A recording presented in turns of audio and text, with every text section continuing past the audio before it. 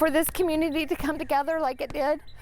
I'm so blessed to be a part of it, and I will continue to be a part of it. That was earlier today in Greenland, where people are rallying together after a tornado ripped through their community yesterday. New tonight, the National Weather Service confirmed that an EF2 tornado touched down in Greenland. It was one of 4 confirmed tornadoes in last night's storms. Survey teams say they also found EF1 damage in Lincoln, Prairie Grove, Cane Hill, and Stillwell. And that's damage that they've found so far. Scott, teams from the National Weather Service are still sorting all of this out. It's going to take a few more days. Those surveys certainly going to continue. It's really meticulous work when they're out there sifting through the damage. Of course, it's going to be pretty easy to identify this was tornado damage, but then they got to work on what EF rating does it get assigned. And that requires some engineering. That requires some very meticulous, detailed work. Give them some time. They're short-staffed over there too, and they've got a lot of damage to go through. More on those tornadoes likely coming tomorrow in the next couple of days. Here's the big picture right now. High pressure is moving right on top of us overnight. That's going to result in a beautiful day tomorrow. In fact, we're going to enjoy a lot of sunshine. We're also going to enjoy some warmer temperatures. In fact, many of us in the upper 70s, maybe some low 80s across northwest Arkansas, notably warmer than it was out there today in the River Valley. 80s likely area-wide. Some folks like Poteau and Waldron, maybe Fort Smith and Van Buren in those low 90s. Warm, not too humid, though. That's the good news. There are changes on the way, though. Changes that include more rain chances returning to the area, some severe weather potential between now and the end of the week. We'll also take a look at your holiday weekend forecast, which I'm afraid isn't entirely dry.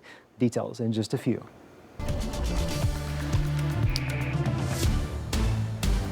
Lincoln is another one of the towns where a tornado touched down. It was an EF1 strength and tracked all the way over to Prairie Grove. Some of the heaviest damage was found today at DK Ranch. No one was hurt, but the tornado damaged feed mills, storage barns, and a workshop. The ranch's owners say neighbors and other community members have been coming by to help clear up debris all day. That's the biggest deal, and the friends and neighbors come out and help is unreal. There's no, what do you call it? They're just good people. That's what it is. That's what it's all about. EF1 tornado damage was also found near Cane Hill and Stillwell. And severe weather also tore through Madison County. Judge Larry Garrett says most of that damage was from Wesley to Huntsville between Highway 45 and Highway 74. I spoke with one woman who says she and her family took shelter just moments before the winds brought down trees all around them. Pamela Montoya has lived all over the country, but she says she chose Huntsville as home. This is God's country.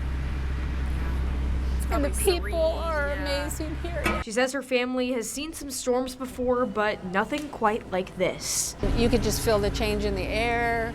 Everything got deathly quiet for a minute.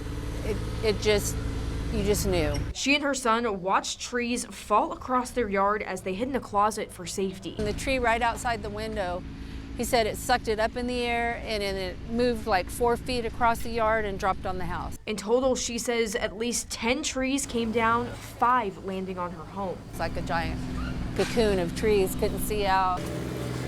The roof is gone on the backside. My deck is gone. The family lost power days before the storm even hit, and now with damage to their electrical box, they still can't turn the lights back on. Still, Montoya says she's grateful for the help she's received and for her neighbors. Browns came up and cleaned my driveway so that if the next round came through, we could leave. Yeah. Neighbors from down there came up and helped. So Madison County's people are, I can't even tell you how great they are. The severe weather outbreak also brought water problems to Leflore County. Around 45,000 people were asked to conserve water after a power outage at a water treatment plant. Power was restored, but the system isn't back to normal yet. The manager says water conservation and the boil order will still need to stay in place for the next couple of days.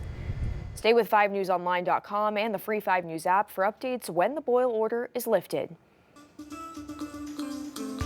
Prosecutors in Crawford County issued a criminal summons for a former bus driver with the Alma School District. He's accused of hitting a student earlier this year.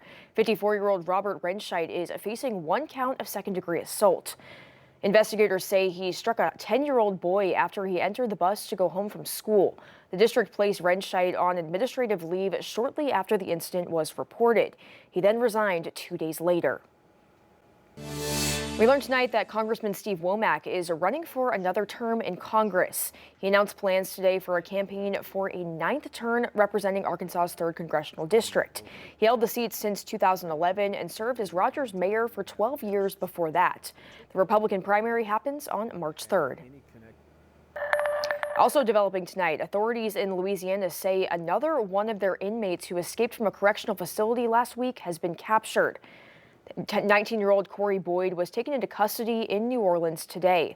Authorities are still searching for 5 other inmates. They also announced a jail employee was arrested after being accused of helping inmates escape. The state attorney general says the person is a maintenance worker. Orleans Parish Sheriff Susan Hudson went before the city council to discuss the incident today, taking accountability for the escape and stressed the need of security upgrades in the jail. Undeniable. We are operating under tight staffing conditions with outdated surveillance system, aging locks, blind spots, limited redundancies, and our current budget prioritizes safety as best we can. We're spending our money on what is a priority right now, but it is simply not enough.